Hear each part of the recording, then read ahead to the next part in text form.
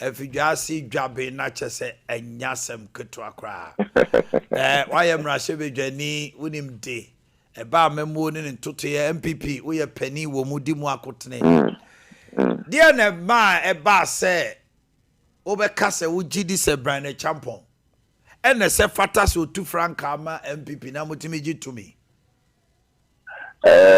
medical chia weti kunyina no pay na mechia minianum nimpehinfo nrofanum party ma ewo Ashanti region meet to pa ni delegates 21st January 2020 so fear poto aba eyo kendi fu be the party name ye call about 2024 unfortunately ye di nkugu na ye di na no ye dem pa na me ka owura alan kwadichira matin campaign team no me na me ye Eastern Regional Coordinator in 2023 campaign.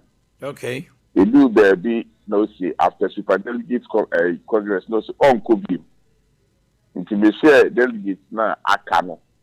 Let me who so Dr. Baumia ya no kwa ebeboayen. Into me koka me campaign team no.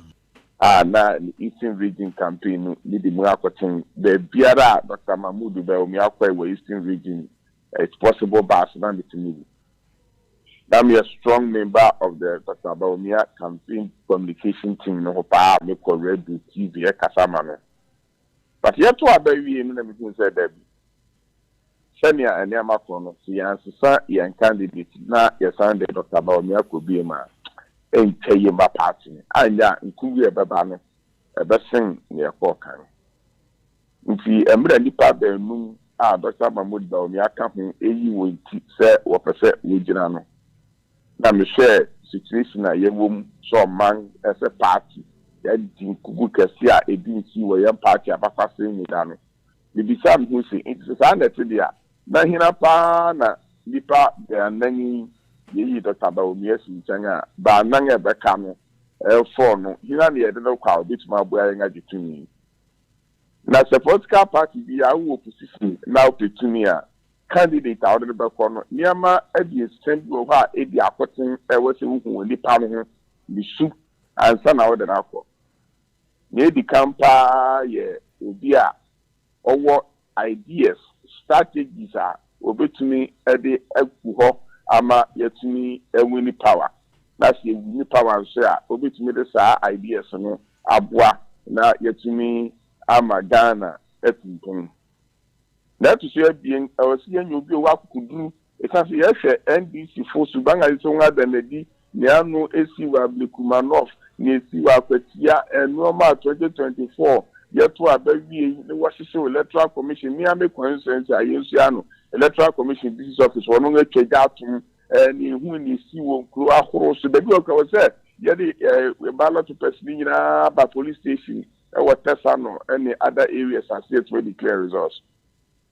Into going into 2028, I see here candidate and after the your work to do that, you do a bit meeting the youngest painting the party, especially at the moment our party no opposition. Now to share this and say, I will say you will be a security time.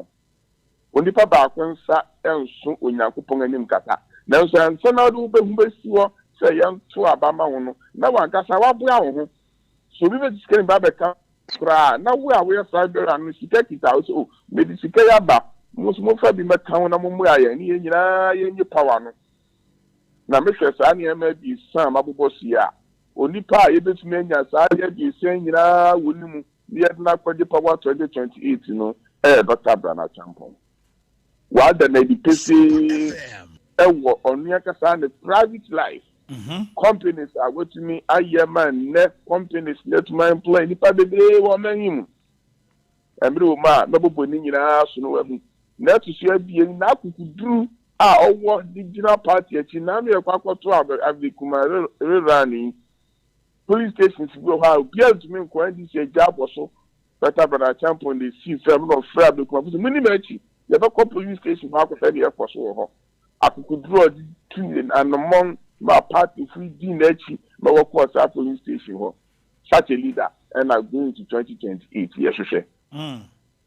Ebio, yes, sir. Sika campaign or yenina at 276 constituencies. Nipa Otton Safra one if you are payment term where difficult man for Ghana. Delegates are Eba in the hotel or Rock City where Eastern region co and the Sika. What you spend the 2024 elections, he party phone candidate or Bravo your Eastern regional. I don't know the richest person in NPP do, but on no Sikakita now, Otumi Jimmy a party. Okay. Yeah, no quite at a Brian. Sanya might be saying, and I wish Nipa Ejina, Dr. Bernard Champon, Pet now, Benya be sending you out with him. Obu with Sika in Yaku to do. Obuwa or Wakudu Onisika. But about me, I'm proud of our because on the door ideas about Onisika. Going to 2028, you're contesting from opposition. You're the president to do about Sika, and when you made a Buamo Fanquare campaign, ministers, you know, by a former.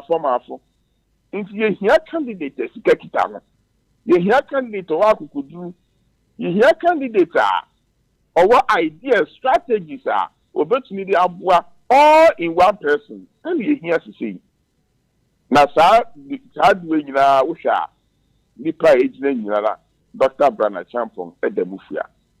It made the best delegate. And Panso, Yako rounds, you started the Eastern region, and then 34 constituencies in the Eastern region. Yako baby are not canal, so Mamma will say, won't never see a doko, well, good genoso. Yes, for Yaba, all the 34 constituencies in the Greater Accra region, Yako baby are. What would you say, Boakye, send what did you so? Yes, I blame Kumakra de Jai. And not some Catramania. That's a wood, you know, who are no, and not MPP for up there, with your phone, or procure better parts. People have been forced to support some candidates. Names wrong up to memory. Inti ene ase nipa bi a yedro ngagu prison dem bi me ya lock won ni ngeja won na just say osha arabo aye osha na just say uhunu say nipa firi o makoma mu de pepa na type ani achi exactly what you say nipa wo ase ye force won ko di candidate bi achi and na sa force on three line whip ni ani wo biem. It's independent family. Now they are free to declare. They are free to support. As a strong in the movie. It's it's independent support. Who say I need one of the constituencies. She also announced that they are not such a MP. Swame. As a Nipan Obia Bano the white handkerchief fashion kutuku. Dr. Bernard Champon piano be in the white handkerchief and wave. It's a sign of victory, sign of freedom. As many panel, yes, what shall also we are on it. Could you yet? And then work it a white handkerchief and I will wave the way for you. I don't quanabo, no baby MPPS in Kwasum, Dr. Brian Champon. That's the delegate. And that's our trail line people in the Hobium. And then Obia and Sinakumem. What I said, see a nipa bear, Numina, will be about the canasem. See, nothing what there was miss, nothing quite giving. Not to Abam will be at 2028. Martin to say nipa busy, and as a mess, no, yes, on all the ideas whereby that's a one to me we need political power. Some ideas, no, and that's you. Faso Maso. What means I engage you, man? Your call 2024 is the digital man, the ideas man. And some say, yes, to me, we need power. Some ideas, you know, I can't say, young fat or be able to me, I give to me, no, to say, Dr. Bernard Champon, in quarter to me, Nemrayan, to me, the Bakayan, sir, ideas, and you need about the woody team, and before the ideas, we put all together, near the managing country. As you know, we have a candidate to me, I got it to me, about ideas, you know, see, I need to see. Okay. Me, the ideas, pa. Okay, you see, we did 12 years as an MP, 3 consecutive terms. Me records, no man, me yet to me the party. But since the ideas, that's what, but when Lucy, I meet you, let me the ideas now we are in Siano. No, it is after you have won political power.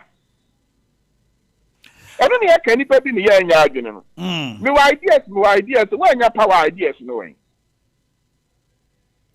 Honorable Samuel, I pay, Medawasiano pay. Miss Medasi. Okay, Uncle my problems, riding come home. Na memrefie, na yen campum de honsem. Ye rabbi champon, they are probon in the moon or the enedu. And I all call a pro what TSC more constituencies, nature say. Bomo budget sono. Obasqua. Nasqua sono to say. A dom. Never Ade Akye Abia. Dr. Brian Champon, ye nipa bia. Uninisia. Now we hear Sika wo. I am talking about money in Dallas. He's a multi-millionaire. No, be say me say, because I've had encounters with the man. Rock City now, who is I my brother. Go hono.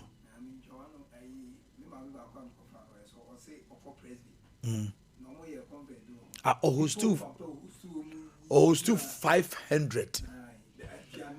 Womoko did the team main for 4 days. So a president. I know grad jai. I know the oh yeah. Airport. Sompa FM. Now we're clear. 5 kilometers stretch of land. I have 5 kilometers. I have 5 kilometers. I have 5 kilometers. I have 5 kilometers. Winning 5 kilometers. Why, yeah, as I speak with you, I'm so much starting good concrete. The whole world. A year is tarmac, and I say airport ne stretch a 4.5. Also, be so BT Japan, there no, and into the 0.5 account Ghana. Na o hwe ensuo da ho no mo na ba bia o ye airport no masa ja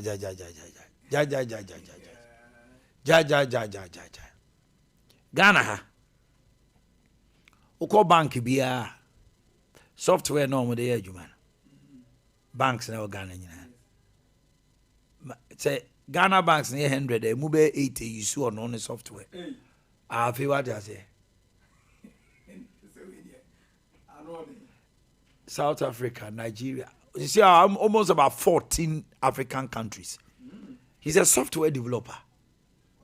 14 African countries. Why did you say Bill Gates? And now, use the software. Oba Ghana Hanoma. I buy mu softwares be bring Honoma.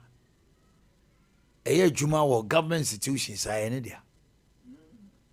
And I won't even say software no. Oh, a party to work with develop wood here and Juma. It's MPPO, NDCO. No, so MPP form Cassenti and NDC form Cassentiano. Because Obo minor was our software near my ye did check corruption in my baby, Brandon Champo. Massa, yes, will be with Scar. Now also TCA or Kensika, or more party the moon, de Scassem, no be a can. Oh, who says this year will be also a back casse, men I party no name ye say no. Or unity or just say, way constituency for we new problem say, men and this cowboy. Nobody has paid more money in the party than me. Okay, I just will be a catcher sober. Or sister, or sister who is cat. A chenwa and now party was support to seek a semu chenwa UT. What is so be able say Brother Champo Buana ma support to chen. Tony more opposition Musako. It depends on what the delegates want. Go be how many when you're scaring in house so not Ghana form pel. Ubetum so any ideas sitting in an Ghana form pel. But do you have the combination of ideas, money, plus people no say omo pew. Sanya mano omabeni jo mama ono oba 2024. Na sikafo bi ta na chipa o. Uche Ibrahim no ni Nigeria guru subinuma. Also omo ye the inauguration one Nigeria multi-billionaires about Ghana. And now this one back again. They supported this candidature. Ghana only scout in your politics. Nimdiani nyansa oho, bibia oho, but fami kono. Ghana only be 100 million Ghana cedis. Won't you mean win elections? I'm telling you. What do you try doing? I know about him say, oh, nimdi o nyansa na delegates no. Akwa jeje 1,000 ya 20 euro. Masa odi nimdi eno fatra o demo. Ena na you pay kano. Who ideas ni nyina na sika na mpushi Oh, video ye dede na ye. Enkosi aga. Who ideas change teacher for? Sompa FM. That teacher for who ideas change. No man try ade. As you say, more than cash kakra ni one ma will say ya be hogo no kra ko to echo. Ma bi ti o Asemba ko no adwumpa wo hia ni trim. Adwumpa wo hia ni trim. Be ni botom. Eni ni botom. Ana sikani ni so de also wa jimi no sika. Ai. Edu ni jimi wo de Wo de nyaska. Ana also do nyansa etinyem. Ai. You adwabo say be head e be na kunya atena so. Eye no kropa. Tiawa ma bi ti obi nia. O ma yango fonko so. Na we show pa na no pay. Anope ye de nchaka se be free Dr. Ba. Aso ye ne de amaya hwefo ene atiefo nyina. Ena no pressure so say ye Dr. Ba aso ye ane no obedi nkomo afre eye wapomden ho asem ana mabetra simi no obedi ho nkomo me bobo no ma so yade e ha wo de woni padua ni mu a obenya kwan abepie Dr. Ba eno ho asem ana me ne obedi nkomo ena anopai enti hye ne so na tra sidin na tra TV no ho tra radio no ho na tie na hunu say yade da bia me ka che say yade emfeli wo bia ye wa brempone ade hye bebra yade enti omo antimi an survive wo wiase ye wasikafo bebra yade de omo atofom ye wo yeni ahiafo bebre yade de omo atofo enti yade enyiyim enim semeso enim semewa enim semetia enim seme de menya me ho yade nim obia emfeli nso obia enti ye kan yade asemu a dwene ho na hunu se e wo se wutie ni ye na wofa na dabi duru na se yade bi abɔ na wo pa kwanya ama yade na firi mu a odi wani a kyerɛ Dr. Ba aso ye ho ne enso ya bɔ modern de ɔba ade haban ne om nunuro na wɔde bɔɔye ɛba asase so no Dr. Ba tete ne de awura nipadua nim ahwɛ nipadua no ama wɔn so ho atɔ ye number ye didi dwuma no mani hia ɛyɛ 0244 988 004 0244 988 004 and it was 0244 08 34 82 0244 08 34 82 number way ana Dr. Ba edidi duma ewe aso ye ho ebi ana ohwe TV no ba ko ne ka ho no eno nso ka ho bi na ya na ekurame eno nti ne yem bon ka ho because ofra unya mesesi ai enti u person ofra no nso a gise miwie dwumadie na wa freme we Dr. Ba ewo Kumase atonsu agogo aban hospital na chi ana ye wo ana nkranso ye was Painters Road 18 Junction no ho e won so busa obi a wo ho se o hwe Dr. Ba e chamfo ba enyarewa nyina bedwane a mesrew ye be kyerɛw amo abade enti adabi afre enyarewa nyina bedwane no eni se yade duru Dr. Ba ho na yade pe ne ho asem ne yeso ne de ne traka mu beduru Dr. Ba ho a America wodi free ni padua no mu kɔ no eya na enika na efe nso enu nti ena me ni wudi nkomo adabi e ka kyerɛw se nipa wudompe ehiam ni padua no enu nti na Nyankopɔn bo nipa no ba bia wo befa bia no dompe hye ho wo ba wo nsam a dompe hye ho wo kɔ na mu a dompe hye ho wo ba wachi a dompe hye ho wo mfi mu dompe hye ho dompe kura nipa no enti ni kwanse uma dompe enwo haw ebe nipadua num efisa wotena ho ema yadeɛ eba nipadua no eye dompemu na wanhwɛ Dr. Ba eno na ya na de asɛm bebree ba no enti obi betimi atena hɔ na yadeɛ bia yɛ ne dompen kakrakra ebia na obeteɛ ɛkyena bi no asɔre wɔs madwonku yɛ me o me hebi ɛyɛ me ya me hibon ɛyɛ me ya me de me na so na ɛyɛ me ya no akɔtɔ aduro bi no ɔno ayɛ ne ho pharmacy no akɔtɔ aduro na wanom enti wobɛhu sɛ bɛyɛ ne nkakra ebedi mfie bi anaasɛ afi bi akyi mfie kɔ bebree no wobɛhu sɛ ahyɛ aseɛ na de na ɛto fam ɛno ɛne nya ɛde ne to fam sɛ ekimu a na afei ɔde n'ani kaakae obi a wɔyɛ no ɛnso na yadeɛ no hyɛ aseɛ na wo na wampaa mu a ɛno nti na Dr. Baase ɛnna wo hyɛ aseɛ Philippines bi anaa yɛ obi wɔ nipaduam anaa dompe no mu a fabra Dr. Ba aso ɛyɛ deɛ nti ɛyɛ ne yɛse fabra yɛ aso ɛyɛ ne sɛ yɛwɔ mfidie wɔ hɔ a yɛde bɛhwɛ nipadua no afiri wo tiri so saa bɛpem wo naase ahwɛ yadeɛ ama nnɛ ama wo dompe anaa wo nipadua no mu ahyɛ aseɛ tutu hɔ no ne aboa wapɛ ho aduro ne yɛde ama wo ɛfiri sɛ wotu ho anamɔ ntam a wobɛhu sɛ yadeɛ no akɔ ntam ama ade so a nanka yadeɛ ade so ɛbɛda ho no na ne nyina firi hɔ enti nɛ awɔ ba ayɛ a nsuo totɔ yi a fɛs ne nipa bebree nim sɛ dwungyina nso ne nsuo no bɛtumi atɔ akɔ December fi sɛ ɔbɔ adeɛ no na ɛyɛ n'adwuma enti sɛ na wo yadeɛ yɛ nsutɔbra ɛne ɛka hunu sɛ ne yadeɛ no bɛtena hɔ akyɛ ɛno nti na Dr. Baase obie no ɛbɔ no bɛ wiase sɛ wɔn deɛ nsuo bi tɔ anaasɛ wɛda bi kyɛngye a wonya yadeɛ daabi ɛwɔ nipadua num dadaada ɛwɔ sɛ wode bɛda Dr. Ba enti titi arthritis ne sasaboro no ɛhyɛ aseɛ ne ahotutuo no ɛhyɛ aseɛ sɛ ewie mu yɛ nwunu ana nsuo totɔ a wobɛhu sɛ wahyɛ aseɛ Philippines anaa yaw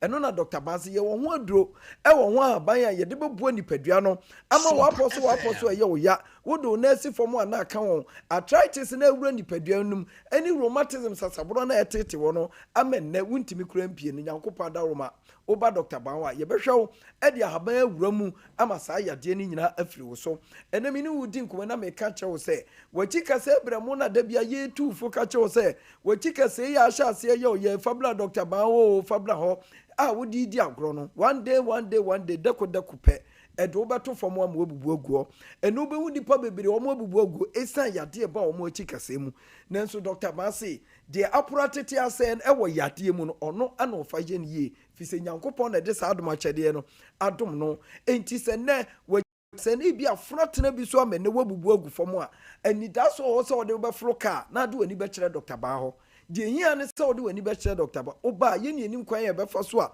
yɛde ahaba bɛdi dwuma wɔ akyi no ama bubu a wabubu agu fam no sɛ bɛ watumi asɔre anante ama wɔn nso watumi akɔdi dwuma enti na obi a n'akyi kasa yɛ ne ya obu a n'akyi kasa no ogyina hɔ a na n'ani so bire no na yɛ ne ya obi deɛ ɔtena ase a na yɛ ne ya obi deɛ wɔda koraa deɛ ani wɔntimi na ne nyinaa atwa hyia ɛyɛ yadeɛ ɛna abo akyi kasa hɔ ebi a na wo deɛ na ɛyɛ nkwanhyia na wo nso nyaayɛ a ne nyinaa aka bɔ mu a ɛyɛ nkwanhyia ne yadeɛ ɛna aka bɔ mu a fabra Dr. Ba hɔ ne mfa haban entutu wakyi kasa ne so ne nya yadeɛ ne ma haban no na haban na nkodi dwuma enyi yadeɛ ne mfiri wakyi no na afei wo spinal cord na ɛtete wɔ no Nyankopɔn adaroma wafiri mu afi ɛnɛ obi wɔ hɔ a ne sisiɛ ne ya paa ɛnɛ ɔkasa wɔto nwom a na ɔto nwom a wɔto ane sɛ misisi deɛ da bɛn ne bɛkɔ ana da ne dan nyina ma num nuanom ma me papa me nua ba wutie me da bia me ka kyerɛ wo sɛ aduro sɛ wunya yadeɛ na aduro a deɛ wonum akɔ yam ni deɛ yɛ funu enti ɛbɛgye agum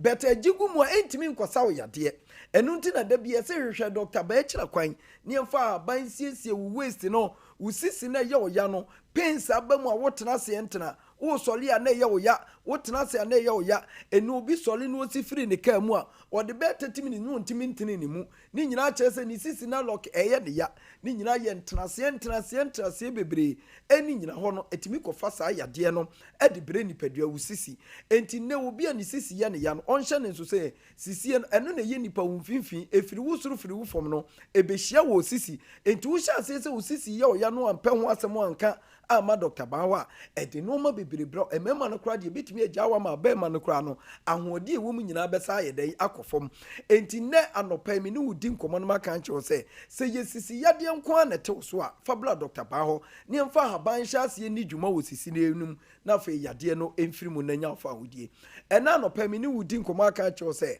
me maame me papa a wodi da bia ne da nyina na me kotodwe yam ya ana me kotodwe yam ya da bia mpanimfoɔ sɛ deɛ ɔtomfoɔ bɔ papa no na ɛwɔ hia unya no ye bode wura ka cho se obi ani kotodwe ye ne ye bia se bekọ agye se Dr. Ban ho eyampa nso omo ko chinchini baabi bebre ede omo ani kire Dr. Ban enna me ne wo kasai enkunim dia ye omo dia yade na firi omo so obi ba na ne kotodwe ama ne nan ya chia obi ba na ne kotodwe ne ye dede obi ba na ne kotodwe na honhono obi ba ne aso ano ye de ne teka mu a ya pagya na wontimi nante enso ne isanse ye wadro ewon haban ye tututu kotodwe so ema obi num ko nipadua ni munti yade bi awuram te sa arthritis no ama wudompani hu nyina hwe no na yade no afiri mu ama haban na koye ne ye ama yade na afiri mu enti na obi a wote wo se ni ana ne kotodwe eye ne ya wo hu ba bi ode fa na ma me na me kire wo kwan no se hunu ba bi te sa Dr. Ban ho na hunu ho na bra na wo kotodwe eye wo ya enne amo aka da mu ntimi mpia bonten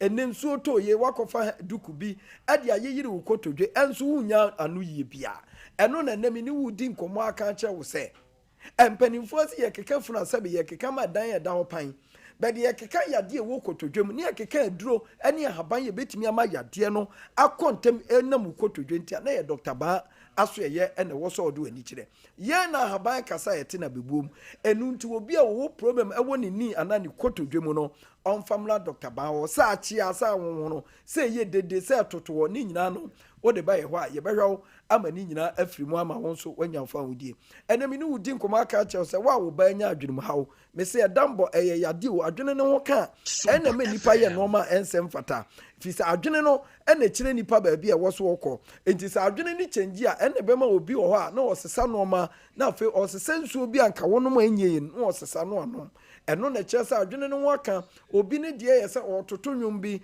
obi de wotete nkrata obi de wo ye no ma bi a na nka first wonya fane bra Dr. Ban ho ne ye ma na duro na adwene mu hawo no emfiri ne so ena no pay obi de ye twere yade eye fom yade tete nkrofo bebre obi wa watwa afiri ne nkwala bre mu abepem ne mpani bre mesrew aduro ho a wo so ba Dr. Ban ho na fe etwere yade na edi unya no etwere yade na tete wo no wo de ba Dr. Ban ebehwew o se yem kro tete nkrofo yade ba ko nipa bebre ada ne wo mo dem kitchen ene wo sa anadwudu mienu ekodon ko sa aduane nsinatifi a no ohuna mane ba oba Dr. Ban wa eye bosome ba akopɛ ye de kasa ni nyina abawiye na nopai de ya ne ye ka che o se tie se de okom dia na omye de Dr. Ban ya ne se wo de yade na ye bubodin ne de ya nka nyina beba bedan ye ne enso ya hwew ama yade no afiri woni ama ho ato ye number ne ye 0244 988 004 0244 988 004 and it was 0244 08 34 82 0244 08 34 82 wadama o hwe Dr. Ban anopa ye wo kumase atonso ago Aban hospital nachi ana adu ani kire nkran so aye was Pinters Road 18 Junction ho ehon so busasa wo pe Dr. Ban be kire anopa me ne wodi nkomo awie maka de ya kire wo nipa fa bag na fa trotro na drop bi na fo ani kire ba o ma nya kopon koso no onye okesi enzo so me da wasipa ya sembeni adi kra pa ya to kra na no so abe ya sem nyumi kra na edi asem ni aha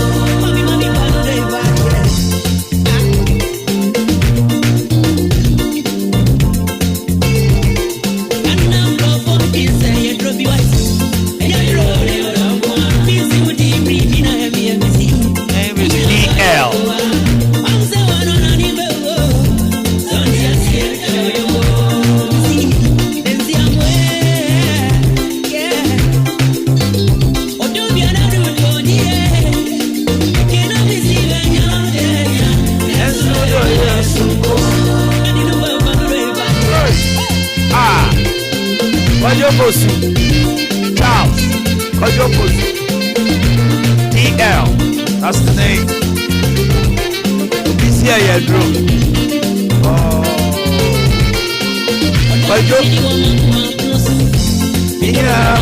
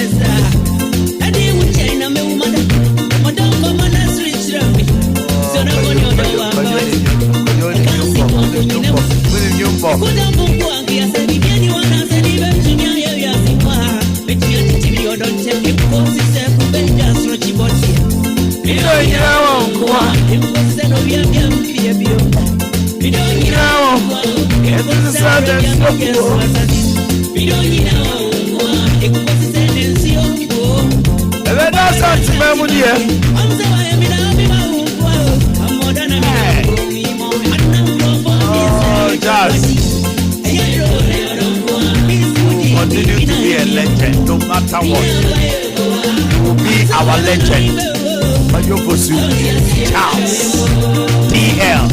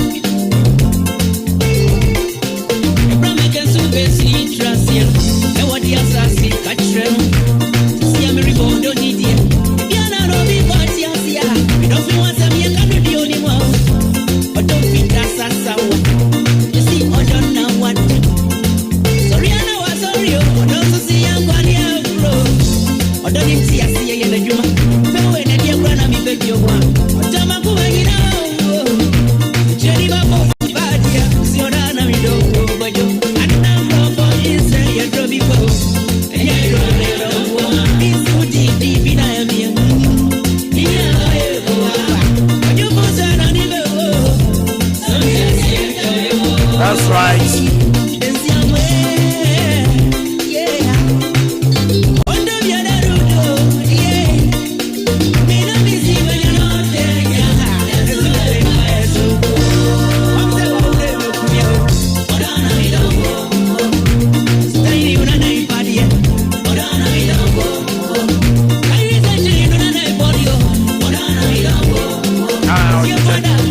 Okay, that is Daddy Lumba for you. Kanjan and natural drinking water.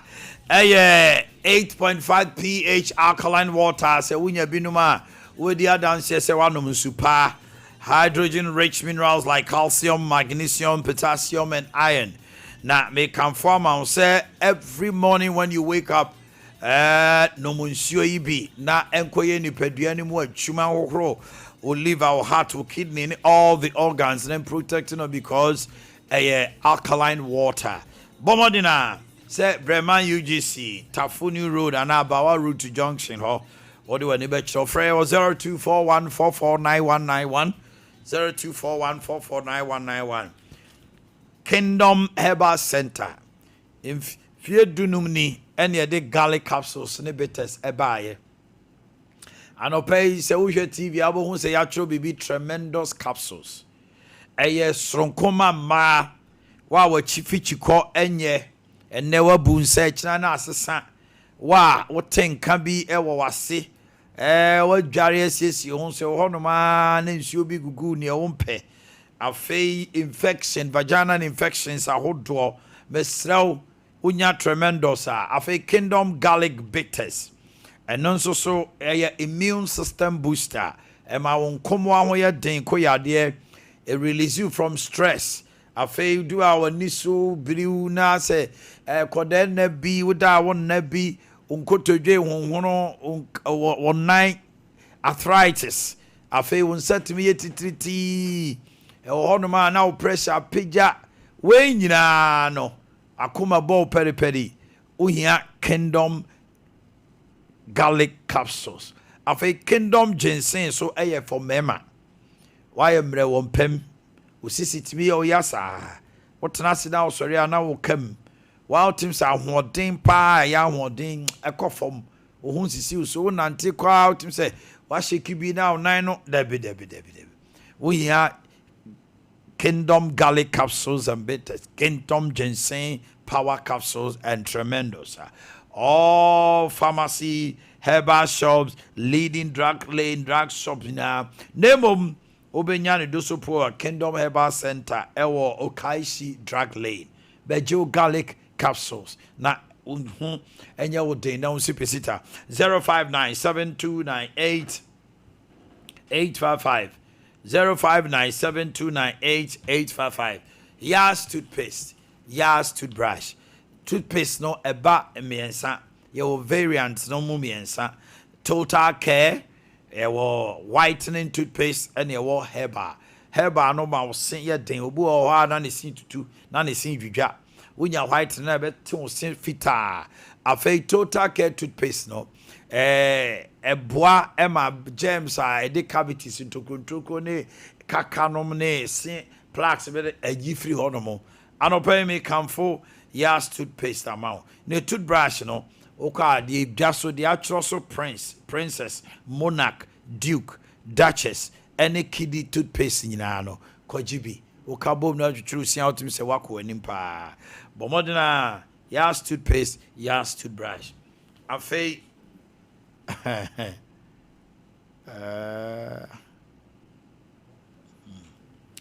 3A Herbal Center. 3A Herbal Center. And I may come from the 3A capsules aba a cocoa master. So obo modern we 3A cocoa capsules are. Ubedia dance say what the cocoa drupa na aka cocoa no. Ebe yi sisi ya de no yi pulse no na enka wo so papa na wo yam suntim colinat dani apidank mist ni nyina obenya bi ato bomodena na frɛ 0546107107 na bibia enkoso kama emfamao Noviki Studios ewon kran na a premier destination for professional photography and film production. Say we a top notch professional photographer and now say film producer. Bomodina say we bomodina do any actually a year and crying. Malam Abasi, First Kokroko Street, a Hona Noviki Studios war. Now for filmmaking, photography, creative directing, set person we photo shoot, skit, and now podcasting. Ya said this is studio ya. Ubetima be you juma wo ucha photo pa se bia wedding bi ni adinum ofre ne ayebeboa ne ayama aye nika. Your number is 0574715778. 0574715778. Na bibia akoso kama. Say 3 day ya dia TIME time herbal mixture. Say your 3 day kwa dia me say day TIME time herbal mixture. But modina na wonya time herbal mixture obedi dance say edro papa and one no. Your time HH enso so wo ha eboa ema bema wo prostate enhono ebemu adwonso ye ebesa so yiyare wa hodo afri wo bladder mo low performance during intercourse and also so ewo ha what we say obema ewo mpema ye mre ebeboa wo ama wetimi oba nom bema nom time HH mixture and capsules time herbal mixture bomodina 0244417669 afetie me say wo honoma na say bibia wo nantini etimi wo to ase na twon utimi say wo pains mo pa enye stroke sciatic nerve no na ho aka na ba say etimi tutu say anti anopa me kamfo 21st clinic the sciatica expert the amount so wo bo ra 21st clinic asye na wo kohwe mfidie idea machine treatment. Oko hair massage machines. Oko hair labs. Scan the whole door. And video no a state of the art 21st century clinic. Na make come once mature. Na oba obedi adanse say adakotafo kukuda ma munim dia o makwadare eye sciatica mu. E do be front tie mu akire ni nti a o nan no ye o say ye wi dia bibidro kan unya bi nto ba bia age say 21st clinic. Eno nti na ehwa ba bia e wey Sompa we abraye wa ha.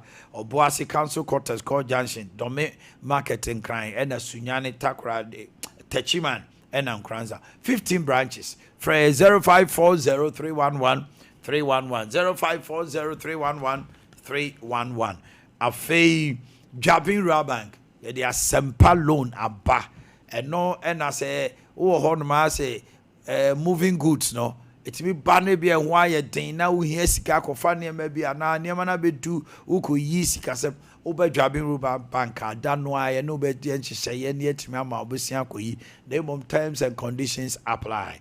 Your Bapa loan and Mamma come boom tailor for seamstresses, nomne, a year more moton, your mam, or your hairdressing, we could be, sir, and Mel could be mutima cabo mabe chibosia. Obapa loan, ye the bar interest rate to that form moratorium so ye be jinwe en say bosumi na obeje bosiana e be ma ho ahin ha wa untu abu akra bosumi bako na nsa na ya mo abetutua na kakra ye savings current account ye wo fixed deposit ye sika no interested daso enya agrokra microfinance susu schemes awodo ye shares no so de krofo gusu anu moto 50 pesos brand be tododo bia opese to 1 billion 100 billion kra e wo ho amount the achinti investment kwala ni da achinti o and ye to safrel ye number no ye 0544745856 0544745856 ye wa joso ye wo fumeso sepe Roman Hill adishman New Road at my boss, who born you on me, Jabin headquarters. Near the Bafo Frabe come cry a beer branch for our Tonsu market, a year high school junction hope bray, then ye be Dijana Bibia and yet the Encoso and Famau. Bosumi way, I feel in quite ye be no nipa down Muhedi Eboa. Na ye did some patch at the Sabe Bill, a year a kunafo. Any one a woni bie any nipa dodo na na abeto dwa se Sompa chede penifo aye nhye ni nyina wie se afi we nso onso so betimi ede oniema beboa na yehu okrani mobo ne ehunu oni bie eni nyanka no so emobo enim se penifo be ka ho nsem bebre a kirew yesika na betimi de aboa ntoma emo anwa tomato paste nom niema yedie ye ni nyina no na sesi ano se opese oboa Sompa chede a 059 855 9802 059 855 9802 Terra Media 1 or Blessed Foster Terra 1 Media and now Blessed Foster na bibia ye dey akoso kama e dey ama honorable now boom to say Yamana do bomini ya. You be aboko. Amanfo se ho ye. Amanfo na se ho ye. Na do so ye ho ye. E na da bi ya me ka cho se o soro adopa na nkofo sha se na omuhu na omo chia wa na che se ho ye no. O ban chia o dia sango ye. Se untumi soro mpi dem. If na ayi abafo omo ahia wa omo hu se ho ye na omo asha se na omo chia wo. Ha na che se watumi asoro fru kete so a wapi abonti de na che se ho ye no. Observer Honorable Andrews, Bidiakon, MC German South, former MC. I'm a fan of Sonny, I'm a bromewa. Yeah, it's very necessary. It's very important, crucial. Yeah. I feel Buhuana, Asako fans and baby. United Party. They are taking claim that they are now the third force in Ghana's political dispensation. Galamsey crisis worse than in 2017. Paul Adomochile. Ghana signs MOU with Grenada to facilitate recruitment of Ghanaian nurses. And Gertrude Tokuno files motions to stop Bafo Boni from becoming next Chief Justice. And some I told you, no. Weekend, no. Last year, Yantie say UP phobia ba. Lanche Martin the Dano. Only say they are the third force. Upe. Ebi say they are Abronya Penny. Obriwa. Or see they are dead on arrival. Nankomu ye grand commamba. And also ho. Ena Ghana and Granada assigned memorandum of understanding some of the Ghana for because another ye be Barbados. Yantil once and be say Ghana for only be call you so man call. Honorable some of that proceeding, Mammy Ran Chairman Sergeant Frew. Meet you. Maybe any must say, yeah, many also so Baba. With your champon. Yeah, welcome. Mammy Joe. Yeah, I know per wife. Oh, Medas, Union. O colors never pa. Opposition, no. Opposition, our wife. The cars of J. Executive Secretary, Ghana, Scholarship Secretariat. Or no better menka, as of J. Omontonenka. Said Mammy saw better menka. They drew how Betty. Mammy Joa. Many Medawasi, I don't pay much or not much. Yena share television, so Yena 18 radio, so internet, so baby. Na much my constituency. Nipe ho Jama South. Yes sir. I'm a fact na matcha Dr. Alhaji Mahmoud Bawumia. Sabra make say enra oye bono we bono east. And enra was started bono region. Oye time banda ena wanchi. But ene break e wo ho. Ena o chance to break o nti abasan sha say one SD e wo Doma Central, Doma East ena Doma West. Then Thursday we moved to Jamai North, Jamai South, and Brecon West. Until said Thursday, you be drew me constituency. Nama fa kwan so na Mada Mahmoud Bawumia say ade a woye ebra na wo aban mu na nkrofobia na omo fi se omo ne nya adwen na ne aso aba ema wiase afa na nyina tibi adi. Me nua o man say wonim say sa good purchase ayi ana Mahmoud Bawumia kofa bae na ayi ene enra yeda soro ya Nigeria fo ene Kenya fo aba Ghana omo besua kwan ya fa so ayede good yeto good na yetumi aboa ma currency no agina nti Nigeria ne Kenya fo ebesua ade we so Dr. Mahmoud Bawumia na de good purchase agreement exactly na adwemu office ene betumi aboa ma currency no ya na eho attach me no betumi agina nti na me always say MPP aban all the time and never be a deba be a policies be a deba be ankrofo fira bonte no mo abisua ko so be kai drones delivery here so Mahmoud Bawumia kofa ba ye dey drones dey new call yi and so you even America any UK for Ghana omo abisua enti sabra make say Ghana for omo sha say pilot to be e wa America ya omo kira America for her to pilot the drones. Free senior high school President Kufuor kofa ba and Crawford free baby ba Dr. Yawadu Chimkura be fa no ko Kenya so on kwachire kwan a ye fa so a ye yes a free senior high school interoperability and also African countries we bring aba abisua kwan ye fa so a Ghana ye no first of its kind in the whole Africa and enra so ye da so ya it is a good purchase agreement ya Mahmoud Bawumia kofa ba ye so nti ye twen omo mba besua nkokon ketenkete ene saa ayi afere sen ayi 24-hour economy na bi che no de nyanya adwuma free sanitary pad policy ene nkokon ketenkete policy no ye hwe other African countries ya na other countries across the world omba besua de nti ye de ye de ba nkrofo besua nti ye hwe se omba besua nkokon ketenkete no so de no aka ho dia that's just by the way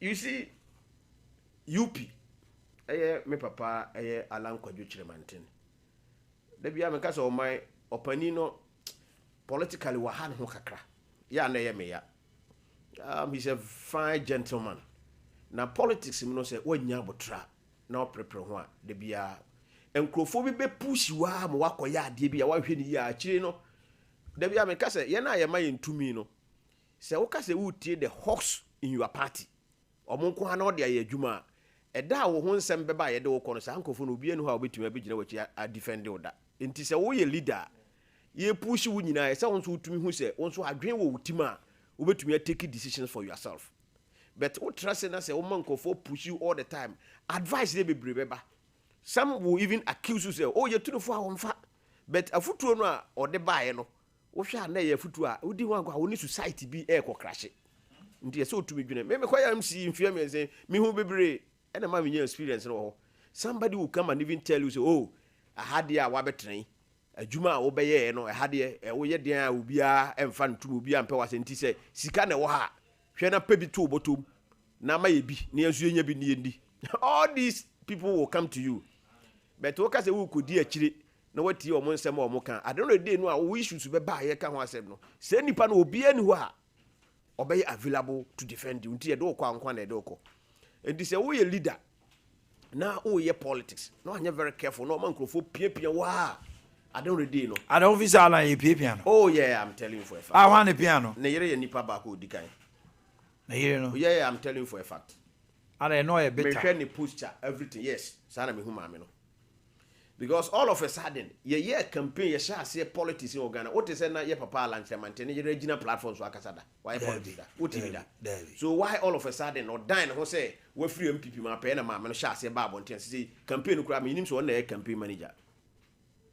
oh okay yeah nti say wo ya de na wan hwe ya nkofo be PP but e say wo ankasa so ma wa adwene e kire wa bi ya okọ look let me tell you something they are a third force now oh, so they say they can be a third force minia abaye kwato na no ada ye cheddar BT wo I'm telling you onya 80 something thousand or not 30 something thousand onya e ala nyam say 35 you see cheddar no a oye novice in politics she votes wo pull you enti o mo de kasa me say politics radio so ni TV so aye tren kwa na de politics no say wanya nkrofo bi o mo kasa ma wonti ofi say wo ye politics adwuma no wo fom ho ye ho ne wo o mo say o ma ye bitter na oh yeah me dabia me kase me ba be translate be ya analysis of people who support Bawumia in our party and those who support Kennedy Japan in our party are one those who support Kennedy Japan this is a fact me can me so omo support majority of them no eye nipa na omo ye alanchremanten supporters a omo fi say na ese nka party no di alanchremanten ko na party no e betray alanchremanten so to say na omo amfa na nko na omo de koma Bawumia nti omo buafu better lanchamantin free party mu akoye no they are still MPP people omonko and they are better yes until they won't support Bawumia because omo feel say Bawumia na hwie ye fence Anwegu Alangari exactly so they are still MPP omonko di Alanachi so that omo mbedi Bawumia nso achi and omo so ye disgruntled within the party a omo aye omo adwen say Akufo-Addo 8 years no wanya position bia wanya bibia and na even first term no kra no onya position as a minister deputy minister ya pam no okọ second term onya sa opportunity no bi ntini buafu me say ya analysis in here these are the majority of people who are following Kennedy Japan it's a fact I say omo de yaudie na di na it's a known fact you can disagree with me but that is the reality that's the reality and omo so omo di Bawumia chinzo so edidi a ombe so say edidi that is sana bi mo so ka why is that a fallacy metimi ama analysis majority of people who di Kennedy Japan achi ne kese pa no majority of them they were in MPP government metimi abobodi am onipa more than 20 some are my colleagues former MMDC yes some are my colleagues and be see a minister 8 years absa MMDC say Akufo-Addo aba me nya 3 years pe and almost still on both. Yes. Ade, after 8 years where we are both. No, we can say omo di omo chi nyina no. But it be more majority. Baby, what dem buy any nipa omo di ayi look, you betimi start. Ya papa Kennedy Japan no ankasa no. He was in government. Ghana gas. Yes, he was a board. Akufo-Addo na appointed na Ameboa. Yeah. So is he not an appointee of Akufo-Addo? That's right. He was. Ne na oye Ghana Shippers Authority board for 7 good years. Nya Akufo-Addo na appointed no. Oye board chairman ye member. Board chairman. Yes. Minu steka oye MPA won hia so. Deputy minister. Or no a CEO Maslock. Or be ye deputy minister trade or say be ye deputy minister of finance. Udi ayi. Ye papa Alfred Obin First person February Boss. 2017 Akufo-Addo man appointment boss Fred Obimewa. Rocky Obi in the same Western region no a West no initially no a deputy a CEO youth authority. And now okay say scandal be ko or near green and Akufo-Addo you know. But when the Western North region was created, he came back and Akufo-Addo appointed him to be the regional minister. On to see free power. Me ankasa me papa you koku asoma kire me sunwai. He was the regional minister Akufo-Addo first time. Ebe ye lands and natural resources minister meboa. Second time ko India ko ya ambassador. Unike na Japan chinde. Kwaku Kwati was a deputy finance minister. Uni na chinde. Abra was a Yasare was deputy minister, a minister of state at the finance ministry. Uni ko na Japan chinde. Uni na chi. Ye free wa ye ba ko si Kwati ya okasama na onye a communication officer or minister of education. So the list continue. Okwabono regional, even Honorable Siaka Stevens, na oye bono deputy regional minister udine chine. Meaning this is the say omo enti omo kan say say omo di Baumiechi ya appointees. It's never true. It's never true. Aye fallacy. Engrophobia said that no person who paint this picture so that obi a wo som MPP aban mu a wodi Baumiechi bia na say momo na omo si adidija nso akesefo no radio so na mbeka sansem no akesefo no bebiri na omo kan wase nyina omo the other side omo so didi pa. Oh yeah, I'm telling you, somewhere deputy minister me am there bia me can say me I was MC for only 3 years. Woni me salary anameje me nua me boa woni my brother me ko boy as an MC woni enti omo som 8 good years e wa ban no as deputy ministers, as CEOs, as ministers and ne omo di defense en chi no omo so di asa na en kan chi omo enti ye no de enfan to nje me nua me me ba afanfanto for asem no so. You see okwa America ebra na Barack Obama na oye president no there was an opportunity and no opportunity no grab ye. Then he became president, the first black American, to become a president in America. Ebra obey, you know, he brought in a more president here of free one annual dance and Donald Trump. What is the name? The official annual day, Donald Trump signed by Nankomode Harrison. Joe Biden. Obey Joe Biden. Your friends and vice president Joe Biden no one saying Barack Obama. Yes. Now man for you say Joe Biden one name saying Barack Obama, but there was an opportunity Obama and grab way and or did Joe Biden be in the vice president. Yes, I tell. Oru 8 good years. Yabeka said na age was not on the side of Joe Biden. But a brown free one and America for Kofa Donald Trump by. He ruled for only 4 years. And America for Sesano. Or Sesano, America for who said Donald Trump 1 year, Jumano, they brought back Joe Biden as president of America. That's right. A brand Baraka, what vice president no, age no, and they can't want them no. And will be ruled in 4 years, he drew an age in the side that Nanka Kamala Harris and Ba, or the Democrats in a year, Donald Trump as a president of Ghana. And this scenario, I mean, yeah, call a brand president Kufa will be free, and not the enemy who say, baby, I'm not Baumia Druno. There was no way of it to make us once I'm a vice president. Inti senka ono ewo animu ana amafo agina to mo party no a nanka ayi alanchiramantin to me bo modern nanka o ye ne running mate. Ena ka obo am ye intensive campaign enka na no abaranka enwene. Ene enwene no ye vice president for say Baumia ko 8 years a. Even Baumia free okwa na wo be 70 something years and ko betumi aba ba ye president of Ghana. I'm telling you for a fact. Inti wo de brebre twa ye friends aboa udwa aboa tatia uhu ne so. So you are saying that he missed it. Yes. Wanya abotre. Inti abotre na wanya no. E no yes okay sa na tell ya. E se kwam bia so me ma me din ba ballot paper so Ghana say me contest as president. But enye ye. You see when you go to America, UK's and all those developed countries, you know. Meaning you were multi-party democracy wo ho. There were other smaller parties. Oko South Africa, the same thing. But you cannot take away MPP and NDC. Oko America, you cannot take away Democrats and the Republicans. It's a fact. You say we are a political watcher. Ghana, any MPP and NDC. Look at people who became presidential candidates. omo breaking away from omo mother parties. The likes of Ajimankrodu. When I know a popular, we Rollins free wa e wo Ghana has Ajimankrodu. PNDC NDC time. Oba say NDC for one for now kwa free party no. Obeti ne party. Unya saying. Go sitano. After Siedro declaration President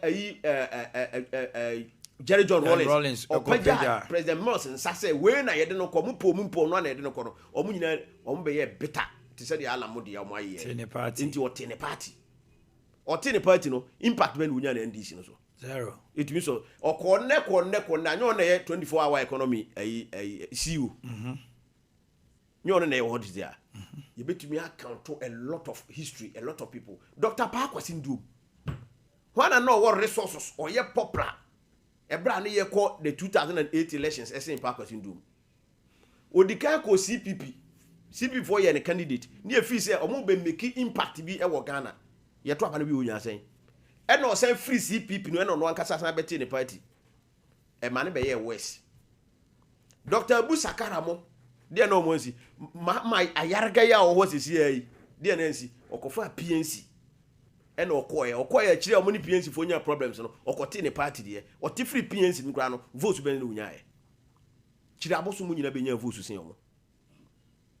You see, the history and the politics of this country, no. Ubetimiati, so betumia third force, no. Third force will be anywhere, but Sabre will ya, won't be here, or Ghana there. There shall be no third force. I don't see it. Into Umbetumiati or party, Ubia no money asem. But the other some years say, analysis are making us and Kunya Botra.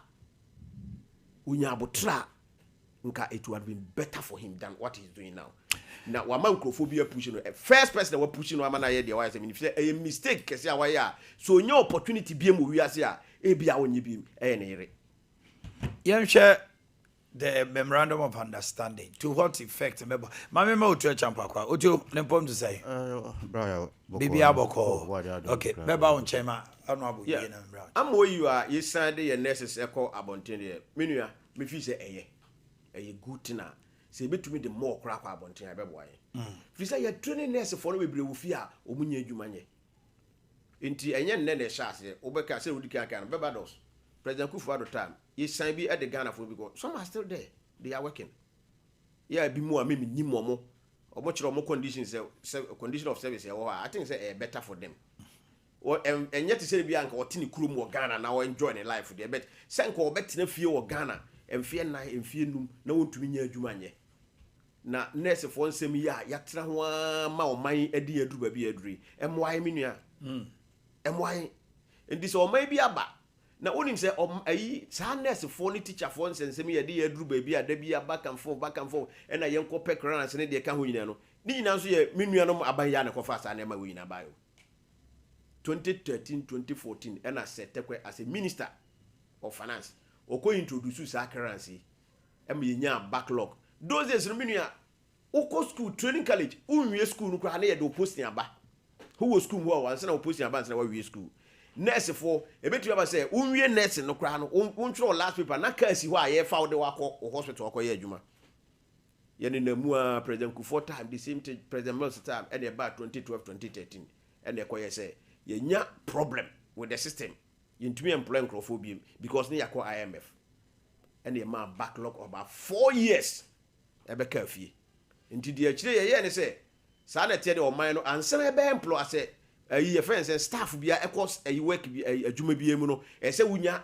the finance minister be more the friends say clearance financial clearance nti wunya ya yintumi mfa e na magana for nurse for ni teacher for atena fie sa mfie be se miensa mfie na backlog nti MPP aban no sha say or clear areas ni bi wo obeka ya na oye adwuma kura mfie miensa na yetu aboso miensa katua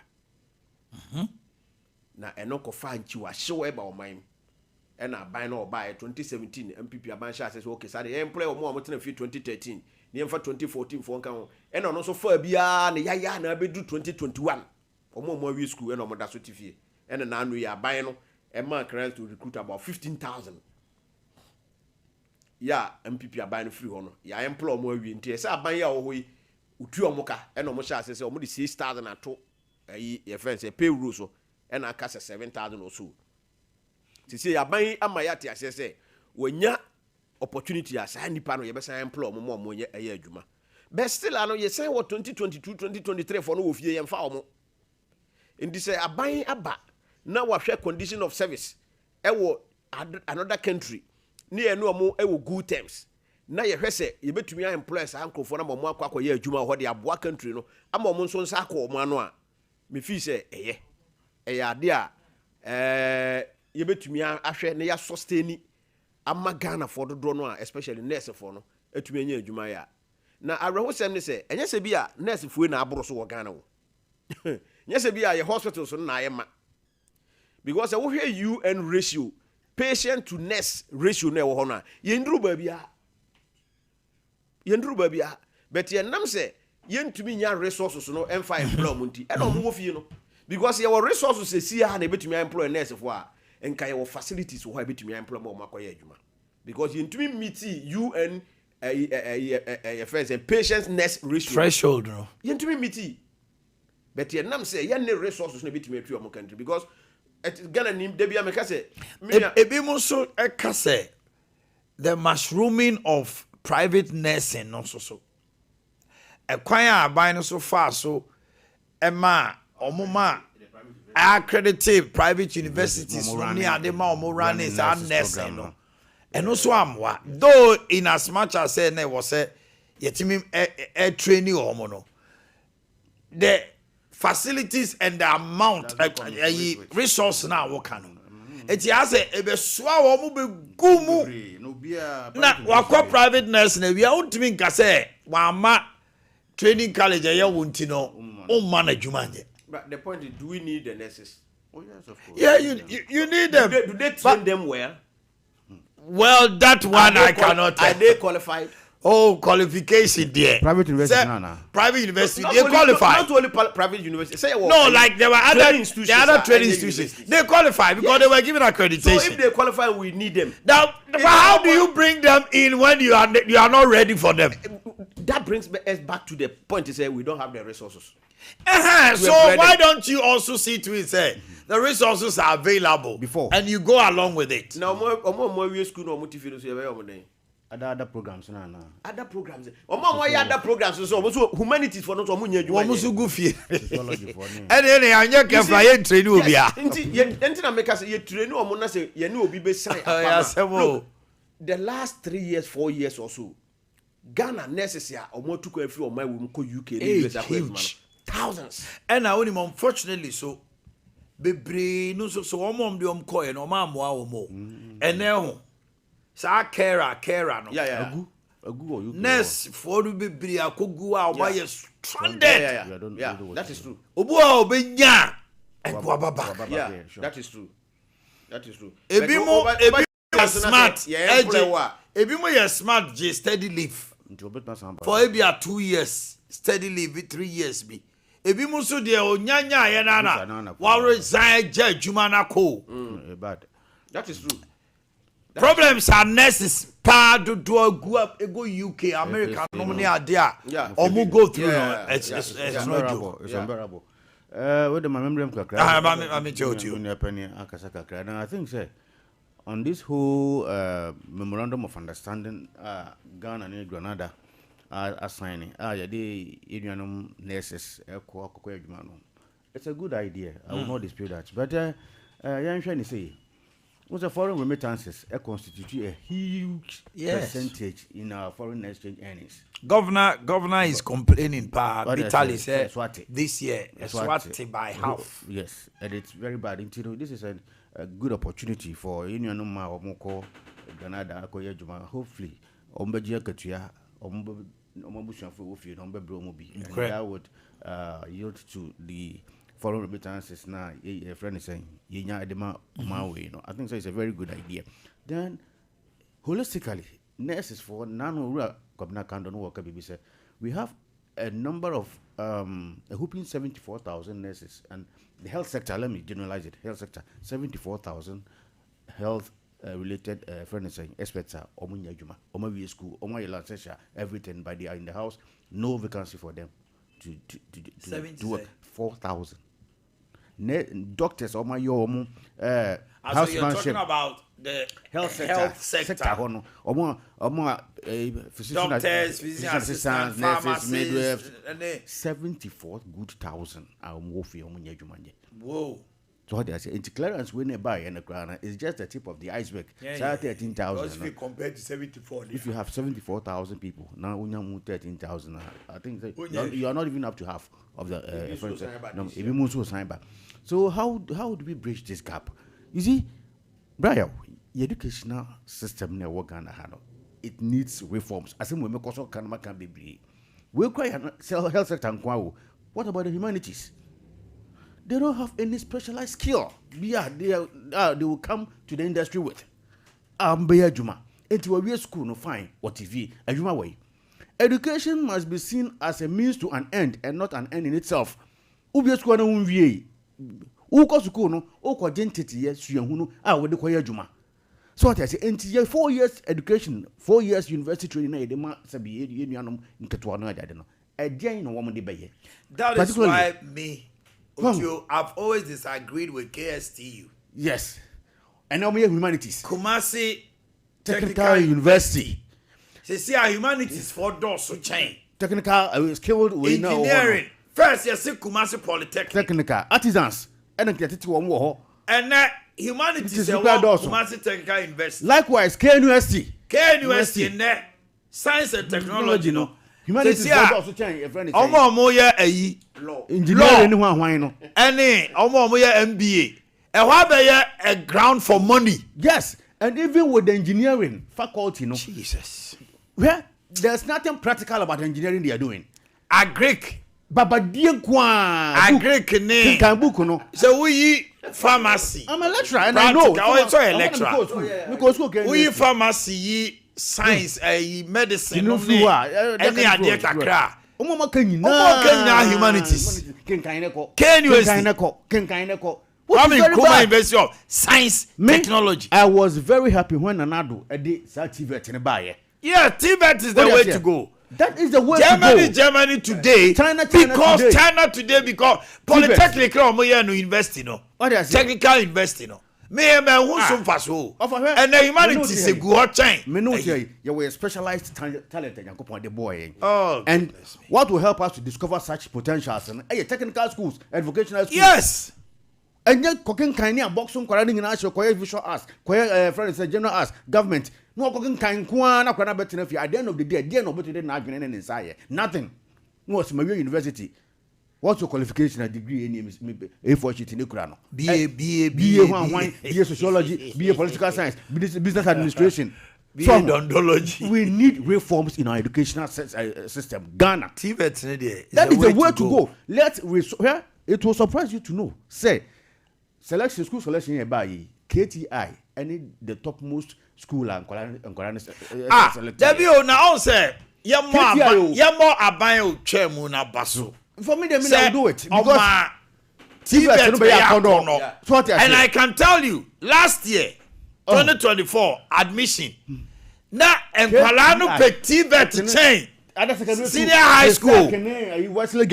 This year, I'm for KTI more. Yes, you see. They are still leading. They are almost selected KTI. No, more than almost selected. Prempe. Because KTI necessary. Yes. At the end of the day. TVET. Me ko Wesley girls have anything. University how. Me ni ko university. One they be omo fashion design. Yes, they do it. Same kwalani be we school. Omo visual arts. Yes. They do fashion design exhibition. Now, omo exhibition tade no. Sa kwala no opia ba bontina. Ohia ban. Ohia ban. Ne ma me mpe startup capital kakra no omo no shop. Obepam ne niema. What you say? That should be the focus of this country. The education system. Na then. Babadie. Ogotra owia. Oba be lawyer. What I say? Oba be we. Na only lawyer gu on ma. Abeka krefie bi lawyer babam. Abeka krefie bi lawyer wo minyama so mfa mra no akodi. Because when people are turning out, you call them to the bar recently. I 800. What I say? 800. Number 1,002. Next year, and that's you are crediting most of the private universities almost running law. So to what end? A day in a person TV. Oh, another. So what I say? So for me, above the focus. The skill, yeah. And of course, everybody has it. Yes. And I'm the never call Swami. MVTI. Sir? MVTI never had. What do I say? They say, I don't for be car. A friend say, BMW. Oh, Chiriano Mutuminje. He gave the car to the young boys. Oboga said in 2 weeks' time, they will diagnose it. Go and see the car. Identify the problem and then resolve it. And then computer. Most of the cars, problem MVTI. The only thing is they are not advertising and promoting Nkwalano and Guhosisiano. So machines are buying a Todima TVET this time. State of the art. Sophisticated. Esremu Nkwalano schools be Omoya Pragia. Obey assemble everything here. They were doing it. So why is the government not focusing on this? Because maybe Kaoma TVET no son change. The very secondary school.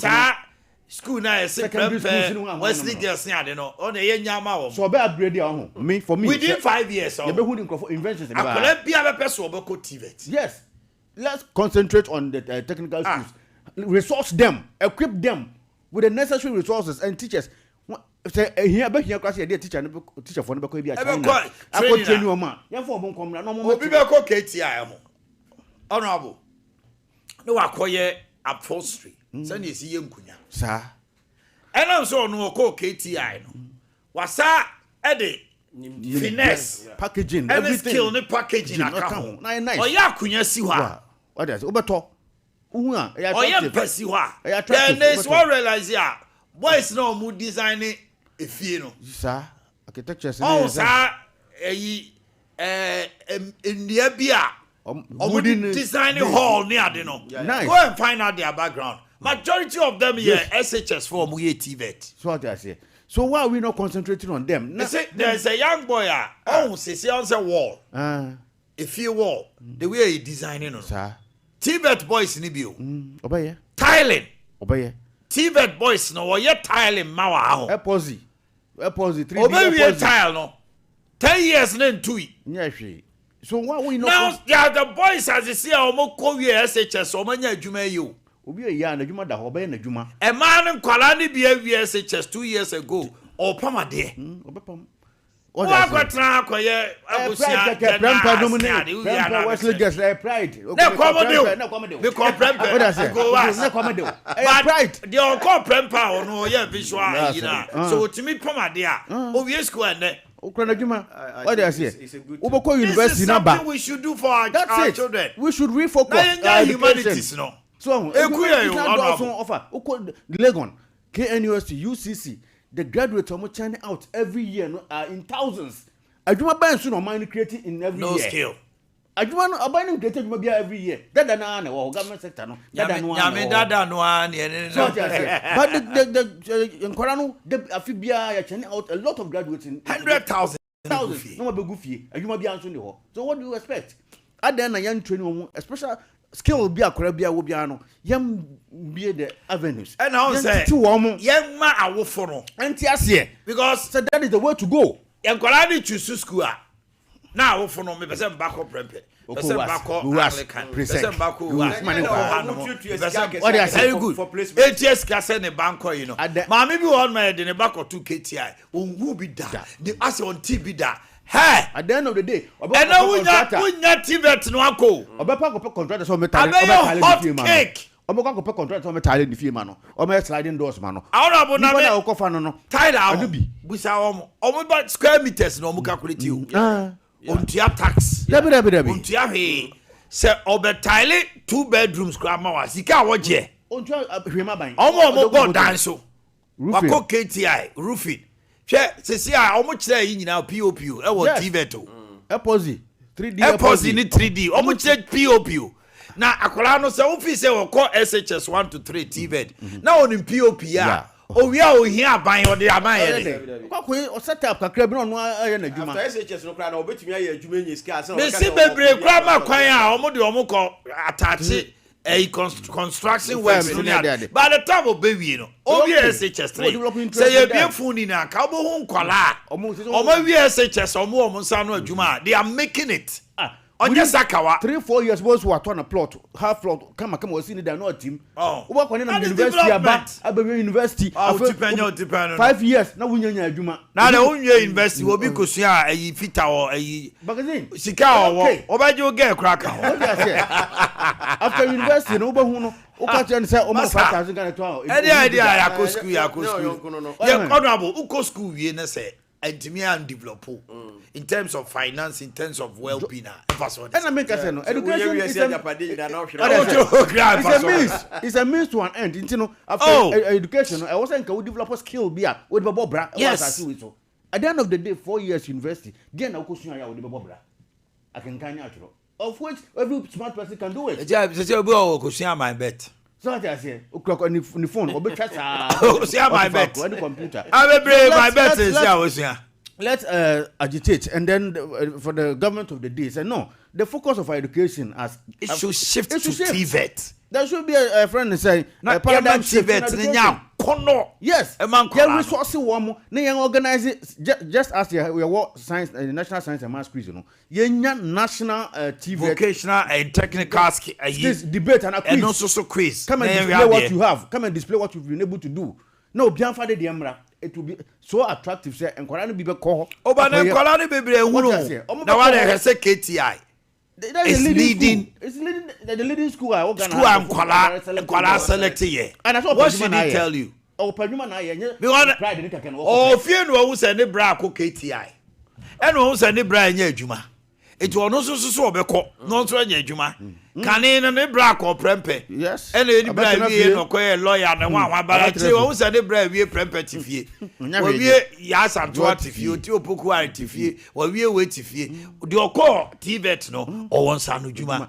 Ada na mentan most of these electronic cars are bringing electronics. And kwala no na ye obo diagnosis is here. Diagnose the machine is so no diagnose problem na ni. Papa okoto. No we so just ka kitu no mo. Obejo the computer no share mu keke na was 100 Ghana cedis. Check what's it? And I don't am kwancha there no. Now we recognize once na. Mas almost them. So to diagnose be we or say no should be calculating we have corner car is 24. Sikaya ya see ye dey ba lift other category B schools so mo category A. Oh yeah. Yen fan ko the technical schools. Yen resource wo mo teachers no class hu be here yen ko train mo outside and for mo mra. Yen hu mo mra.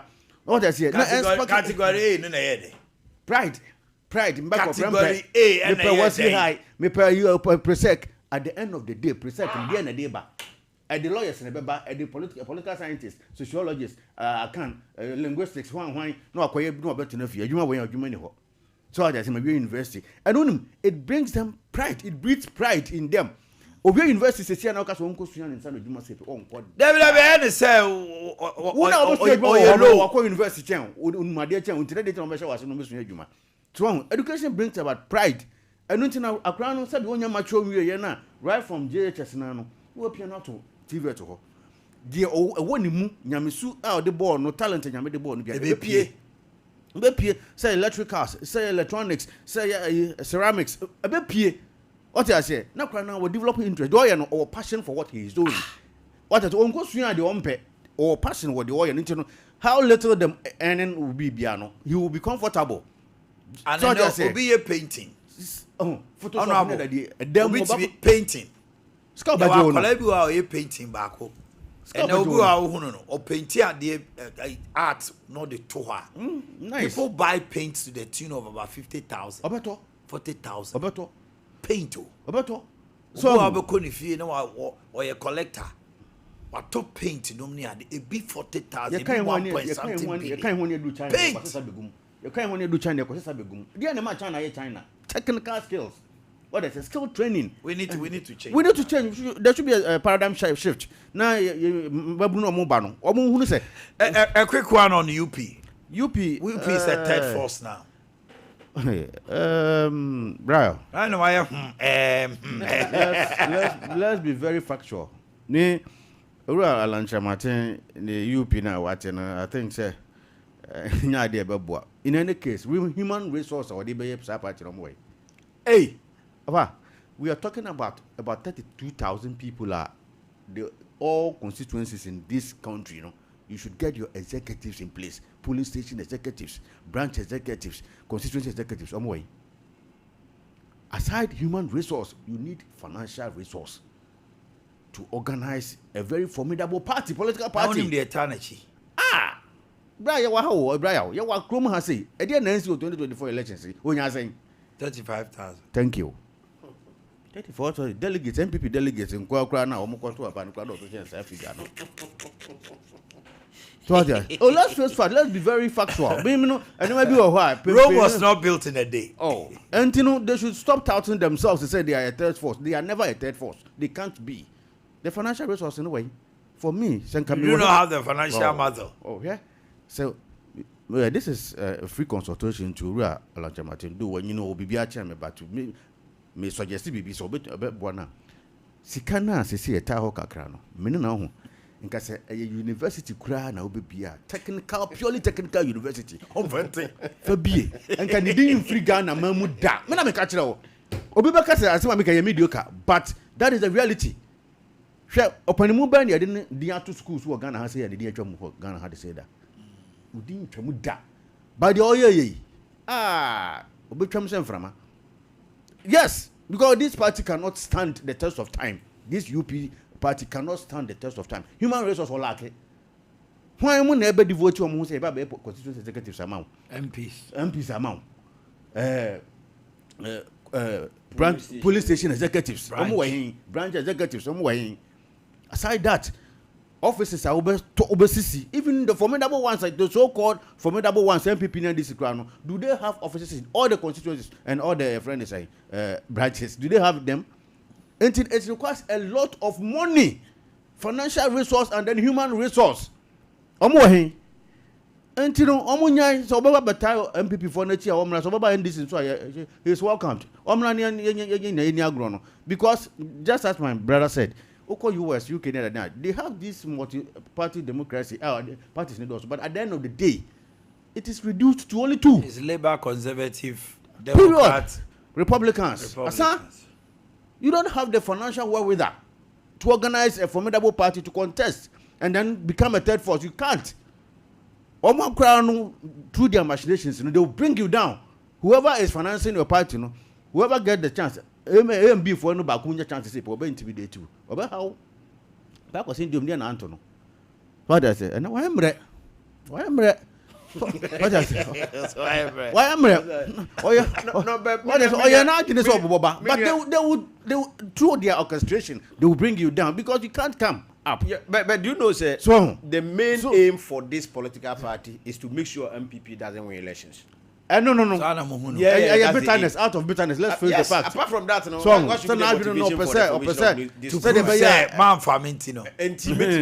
the because the likes of hopes na doya mo na mi ankasa me nua owusu me ne ne tena TV show wan kra me ka che no me say look they mo ye no se nya mo botai nyina na se MPP win power mo botai pa ne de all of us will go into the grave because the hopes na doya can not just say NDC went through a similar system like that. Gusita no mo even Credo Achimine. Nomne Ade, but it will not survive. I'm surviving. It will be Zalan soon survive. No, he will not survive. The earlier he joined NPP or NDC, the better will be for them. The history is there. So, they want to go down the drain together on the MPP phone. So, you be my dear, Mama, dear, and most of my money, you never come for more. Ever go corner there? Yes, ever go there, corner, and you never come for more. And so, to be a food, to be a food, and you talk about what they was we are somebody in the year, then Katamuda running in a Shenko. I'm running in a Shenko, and then will be Uncle Be any year, no be so much. So, on a serious note, on a more serious note, but is it a mummy? No, you don't want a third force, Anna. That is not the case. But then you see, there is you are all being selfish. No, we are not being selfish. Ghana has been clamoring for a third force because they say it got to a point. CPP, PNC, they have members of parliament. Yeah, what are they today? Brian, wait. They may pass Ghana for you. MPP and NDC, one of us swallow. May pass Nkaya and say, let's focus on the collective good of this country. All these parties, Urab Alancha Martin is a fine man with a lot of ideas. Ghana, the we are yɛde manifesto ne dada ɔman na wedi ne manifesto ba na ɔde ɔman na kodu nim kakra na wedi aba na wasatwe na san no collectively yɛn nyinaa yɛnka mom yɛn draft a national development policy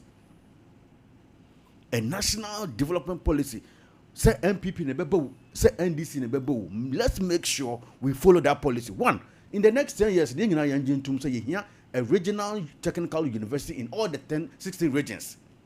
Say MPP ne bebo say NDC ne bebo, we are building those universities. Say dual carriage road that connecting all the regional capitals now. The next 10 years we have to achieve it. So we are MPP, so we are UP, so we are NDC. The blueprint is there. The blueprint is there. You have no excuse to kind of divert it. And it's a bus and it will ensure continuity. Continuity that they are preaching. It will ensure continuity because we have only one blueprint. Alan. So what I say? Alan Babe too. Debbie. So yeah, anya ne sabra. The a bus answer there's accountability and then there's what? Transparency. Because Ubanas one year the man yakatu was a person as soon as possible you go. Now party for Friday, but Ebasa Omano will develop very fast. Unlike the manifesto approach now, where the manifesto by the fear stations about or the Aba.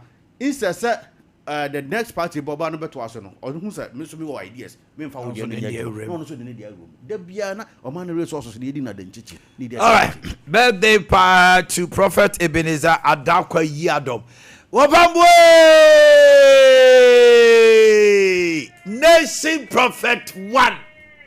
The nation's Prophet 1. We every mi ho. Kuku ajando. Ya bama. Ya grace. Akosi asomwa. Kwaku asante yeboa. Ada ejakon. Yen nyina da. Flower. Yen nyina da. The nation's prophet.